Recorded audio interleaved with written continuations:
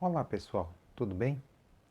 Vamos dar continuidade então às nossas aulas e vamos começar hoje com a aula do quinto módulo que falará sobre as leis da apometria, ok? Então vamos falar agora sobre a lei número 1, a lei do desdobramento espiritual. Bem, dentro da apometria existe algo que chamamos de impulsoterapia. O que é a impulsoterapia? São os pulsos realizados com o estalar de dedos e a contagem numérica. Exemplo: 1, 2, 3, 4, 5, 6, 7, 8, 9, 10. Até quando que vai a contagem? Até quando sentimos que há a necessidade. Em média, de 7 a 10 pulsos são o suficiente para gerar a energia necessária para que o comando seja executado. A ideia é justamente essa, gerar energia. Mas eu posso gerar energia através do meu pensamento? Posso. Eu posso gerar energia através do meu sentimento? Posso. Mas é muito mais simples e muito mais fácil gerar a energia através do estalar de dedos, ok? E os espíritos que nos auxiliam moldar esta energia. A lei da apometria, elas são as regras básicas que ditam como funciona uma sessão apométrica e quais são as leis físicas espirituais, podemos dizer assim, que regem esse sistema, né? Que regem esta metodologia, ok? E a lei número 1, que fala do desdobramento, diz que ao utilizarmos o comando de voz, né? Por exemplo, dizendo desdobrando o corpo do paciente e iniciou a contagem. 1, 2, 3, 4, 5, 6, 7. O corpo do paciente será desdobrado. Quantos corpos que se desdobram, né, do corpo atual do paciente? Se ele estiver à nossa frente, numa maca, geralmente os 6 corpos sutis são desacoplados ao mesmo instante, ok? São separados do corpo físico. E como é feito o reacoplamento? Bom, em média, de 7 a 10 pulsos, ok? São o suficiente para realizar o acoplamento novamente. E eu posso dar o comando de voz. Por exemplo, 1, 2, 3, 4, 5, 6, 7, 8, 9, 10. Reacoplando ao paciente. Pronto, o acoplamento acontece. E se por acaso eu esquecer de reacoplar os corpos sutis ao paciente, eles retornam sozinhos? Sim, depois de um determinado tempo que pode variar, ok? Se não tiver acontecido nenhum grande choque, digamos assim, emocional ou que não tenha nenhum outro tipo de interferência, eu acredito que é em média de 30 minutos a 1 hora no máximo, os corpos retornam, ok? Ao corpo, a se unir ao corpo físico. Bem, esta primeira lei da apometria, ela é muito simples, ok? Vamos à segunda lei, então. A segunda lei é a lei do acoplamento físico. Bom, apesar de eu já ter dado, né, o comando de acoplamento, ela faz parte da segunda lei da apometria. Então, toda vez que eu der o comando de retorno dos corpos sutis e acoplamento ao corpo físico, eles irão acontecer. Então, eu vou dar o comando em 1, 2, 3, 4, 5, 6, 7, retornando ao paciente, ao aglomerado, ok? Ao corpo físico. Não importa muito a palavra que você utilize, não há uma regra específica, ok? Mas toda vez que eu ordenar, toda vez que eu der o comando, toda vez que eu gerar os pulsos, eu tiver a intenção, né, a mentalização do que vai acontecer, aquilo vai acontecer. Tem alguma chance de não acontecer? Olha, eu não vou dizer que é impossível, mas eu diria que é muito difícil. Mesmo que às vezes o apômetra duvide que isso esteja realmente acontecendo, os guias que nos auxiliam dentro desse trabalho, né, nossos mentores espirituais, mentores da técnica, mentores pessoais, os nossos anjos da guarda, ok? E tantos outros espíritos que estão sempre nos auxiliando, eles vão fazer com que aquilo ocorra, principalmente nas primeiras vezes, porque eles entendem o quanto somos inseguros, o quanto ainda estamos aprendendo, certo? Vamos então agora à terceira lei da apometria. A lei da ação à distância pelo espírito desdobrado. Né? E como é esta técnica? Ordena-se ao espírito desdobrado a visita a determinado lugar, ao mesmo tempo em que se emite energia em contagem lenta. Ou seja, a partir do momento que eu desdobrei aquele espírito, né, eu desdobrei a pessoa, o paciente, os corpos, seja presencialmente ou seja à distância, ok? O procedimento para a distância é exatamente da mesma forma, tanto para o acoplamento quanto para o desacoplamento, certo? Da pessoa. Vamos supor que eu combinei de atender um paciente que está no estado de São Paulo e eu moro no Rio de Janeiro. Né? Eu combino um horário com a pessoa. Por que é importante combinar um horário, pessoal? Porque a pessoa, quanto mais calma ela estiver, melhor.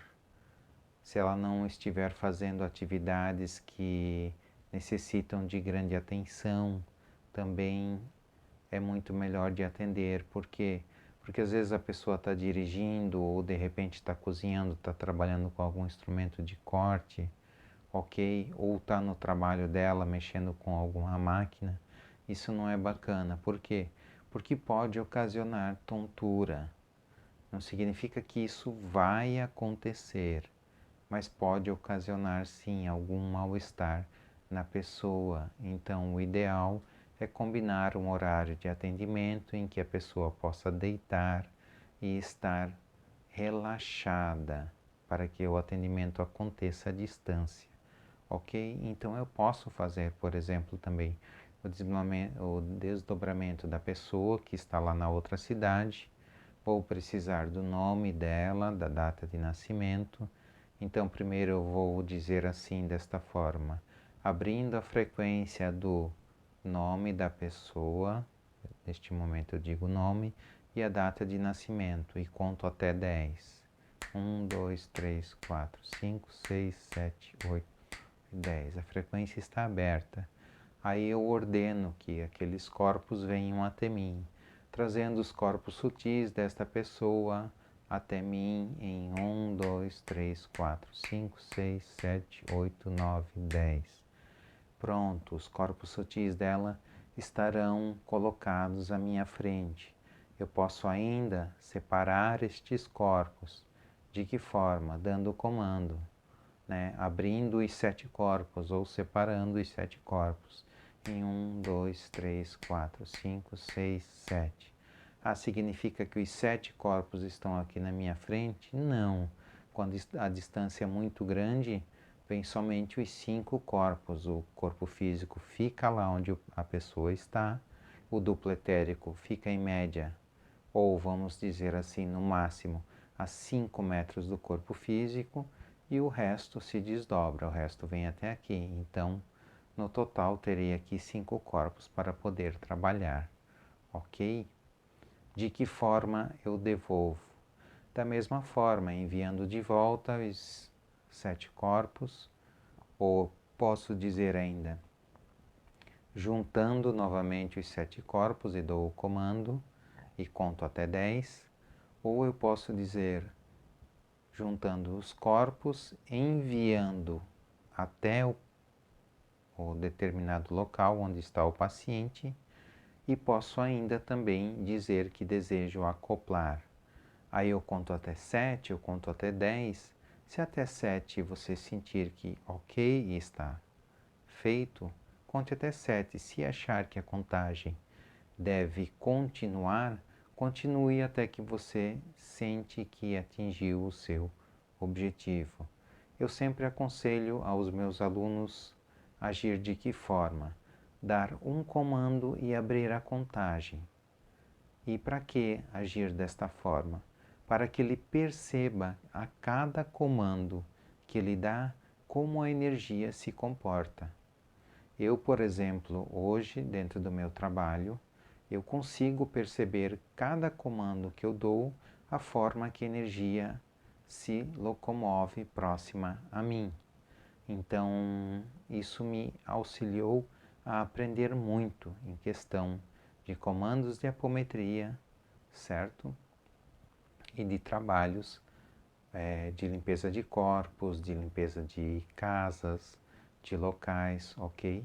Agindo dessa forma. Então vamos lá. Vamos à quarta lei, a lei da formação dos campos de força, ok?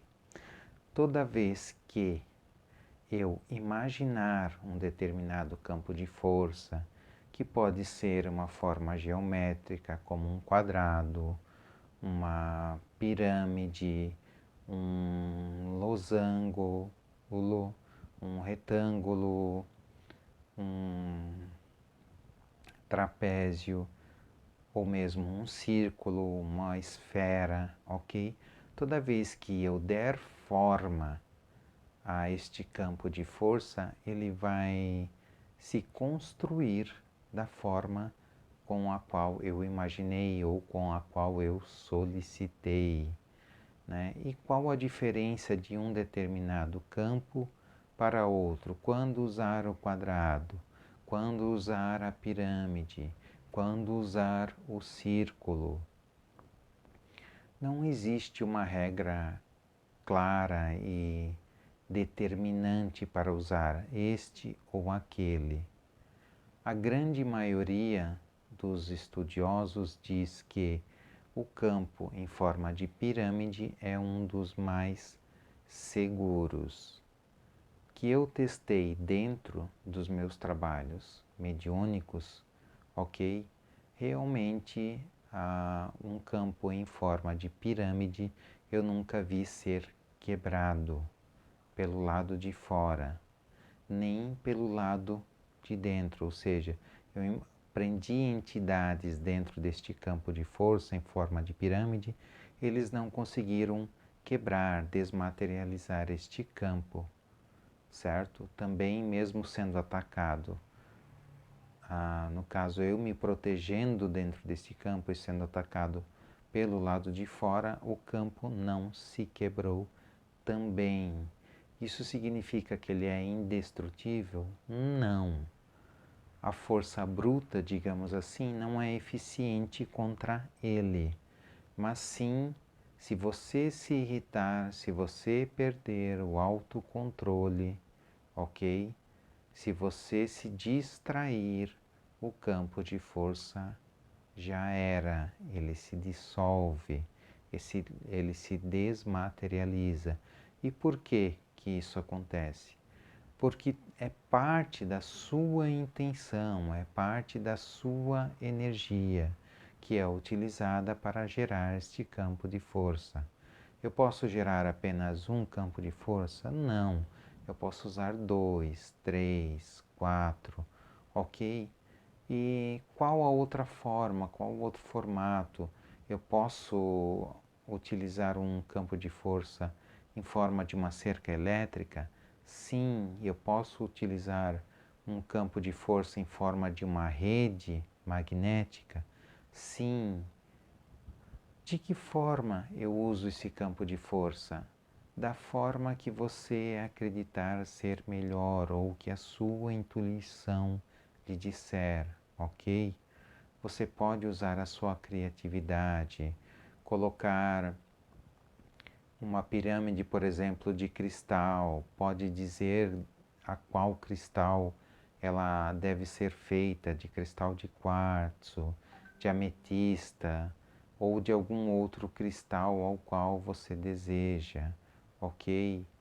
Posso plasmar uma pirâmide de diamante ou de aço, se eu achar mais conveniente e mais resistente desta forma. Você pode ir testando à medida dos seus atendimentos. Eu costumo muito utilizar as pirâmides de quartzo transparente e de ametista, ok? Todas elas sempre cumpriram com a sua tarefa de reservar irmãos dentro dela para serem posteriormente encaminhados aos seus devidos locais, tanto obsessores quanto quando também utilizei a pirâmide para me proteger e para que eu me deslocasse até determinado local. Ok? Então vamos lá.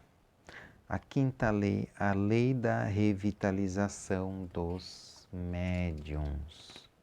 Segundo o Dr. José Lacerda de Azevedo, o médico gaúcho que trouxe a apometria novamente para o plano físico, segundo alguns pesquisadores, a apometria já existia na Terra há tempos mais remotos, digamos assim, na antiguidade. Como não soubemos utilizar a apometria da forma mais correta, da forma mais adequada para o nosso próprio bem, né? Esse conhecimento foi retirado de nós por um determinado tempo e retornou com o auxílio do Dr. José Lacerda de Azevedo. Então, foi ele que recebeu estas leis da apometria, ele que juntou material e conhecimento para ordená-las, colocá-las em uma determinada ordem. Então, na quinta lei da apometria, da revitalização, ele explica como pode ser doada a energia de um grupo de médiums para aquele médium que está mais necessitado, para aquele que doou mais, que geralmente recebeu irmãos sofredores, que incorporou obsessores para o diálogo. Isso demanda uma grande quantidade de energia. Então, através dos pulsos, esta lei da revitalização, ela funcionava transmitindo a energia de uma pessoa encarnada que tinha mais para aquele que tinha menos. Isso propiciava que eles alongassem, ok?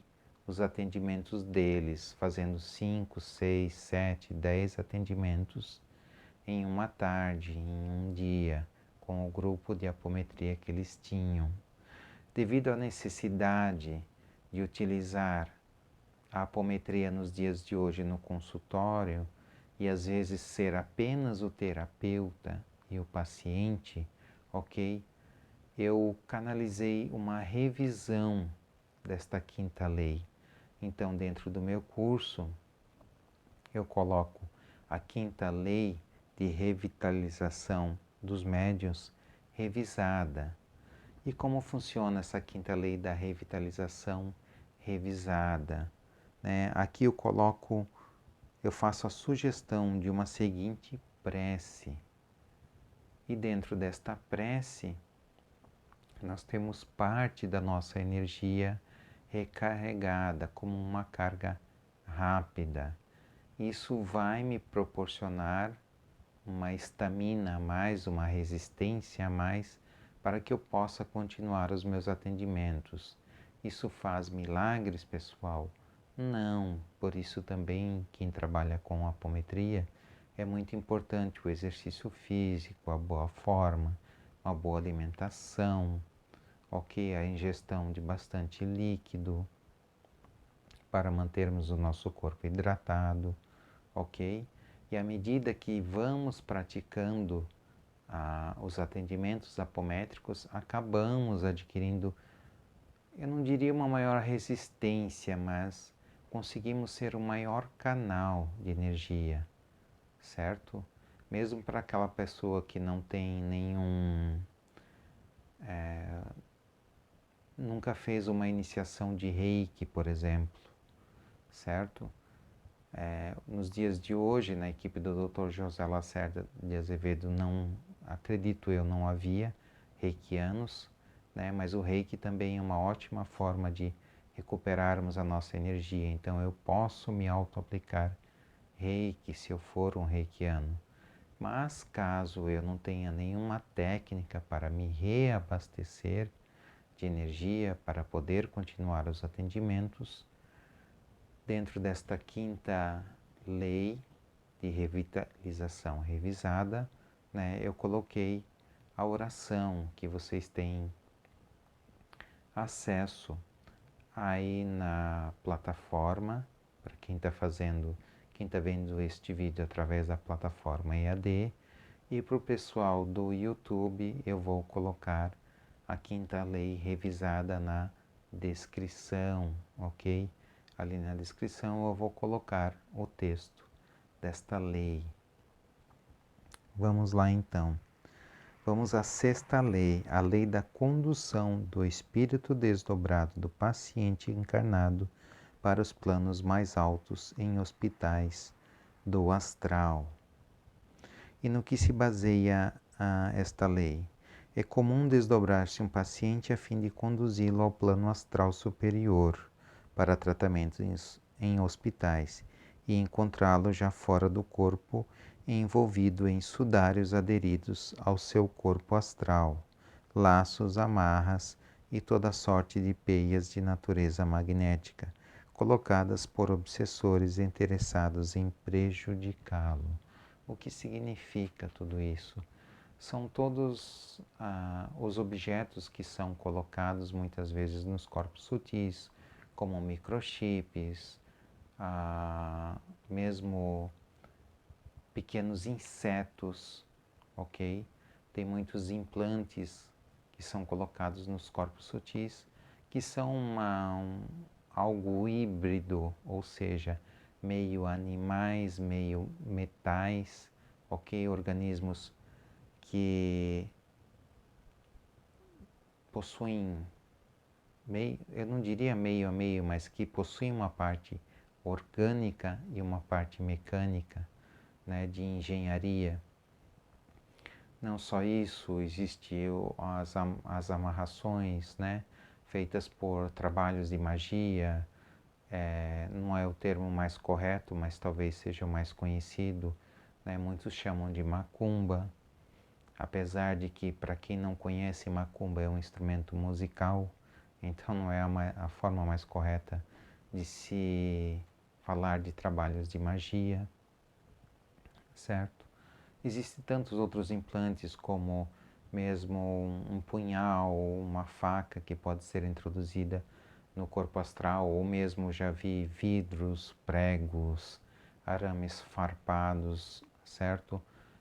Objetos de uma morte, de uma vida anterior, alguém que morreu numa explosão ainda trazia pedaços de metal dentro do corpo. Enfim, a espiritualidade sempre pede que a maioria desses implantes que podem ser retirados antes de enviar esse corpo para um hospital do plano astral seja retirada. E como fazemos isso? Dentro deste curso tem vários comandos, várias técnicas. Podemos usar a cromoterapia nos corpos sutis. Não estou falando só da cromoterapia utilizada aqui por lâmpadas, ok? Mas sim com a impressão de cores nos corpos atrás, com a força da nossa própria mente. Este tipo de cromoterapia, ele é até mais forte do que este aplicado aqui por nós com lâmpadas ou canetas a laser ou desse tipo, certo? Pode ser trabalhada a limpeza com cristais, eu posso pedir o auxílio das entidades né, que estão a todo momento nos auxiliando, como os caboclos, os pretos velhos, os boiadeiros, os exus, né, ou até mesmo os enfermeiros do plano astral. Eu posso pedir o auxílio deles para a limpeza mais bruta destes corpos, antes de encaminhá-los aos hospitais do plano espiritual. E por que fazer isso? Porque o ambiente dentro do hospital espiritual, ele é mais limpo, ok? Ele está numa vibração um pouco mais elevada. Então vamos a este momento agora, a lei de número 7, que é a lei da ação dos espíritos desencarnados, socorristas sobre os pacientes desdobrados, né? Do que se fala essa técnica?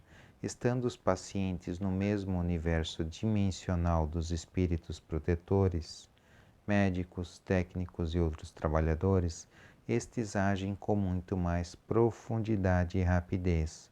Os diagnósticos tendem a ser mais precisos e as operações cirúrgicas astrais também são facilitadas, pois quase sempre o espírito do paciente é conduzido a hospitais do astral que dispõem de abundante equipamento, recursos altamente especializados, com emprego de técnicas médicas muito aperfeiçoadas.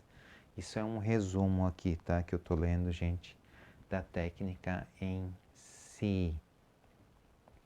Então, como eu havia dizendo, quando eu desdobro os corpos ou quando eles estão separados do aglomerado, né, quando eu realizo isso, fica muito mais fácil para a equipe médica atuar do outro lado. Por que que fica mais fácil? Porque está exatamente na mesma dimensão. Como eu costumo fazer uma comparação analógica disso, né? Imagina que se eu não desdobrar o paciente, se eu não abrir os corpos dele, né, se eu não facilitar este atendimento para a equipe médica, muitas vezes eles têm que fazer a intervenção cirúrgica por cima da roupa mesmo. Isto é uma analogia que eu costumo usar. Ou é como se você tivesse que atender o paciente sem poder tirar o lençol de cima, né? Tendo que trabalhar dentro do corpo dele com um lençol ali e sem poder cortar ele também. Complica as coisas dessa forma, não é mesmo? Se imaginarmos, né, tentar realizar um atendimento deste aqui. Então, a partir do momento que eu desdobro o paciente, que eu abro os corpos dele, que eu faço essa separação, ele tem um acesso mais direto em cima da causa, em cima do problema, ok? Facilitando assim o tratamento, a cura, a recuperação, né? Vai ser muito mais fácil para ele estar lidando com isto do lado de lá, utilizar os equipamentos de forma mais direta, de forma mais completa, ok?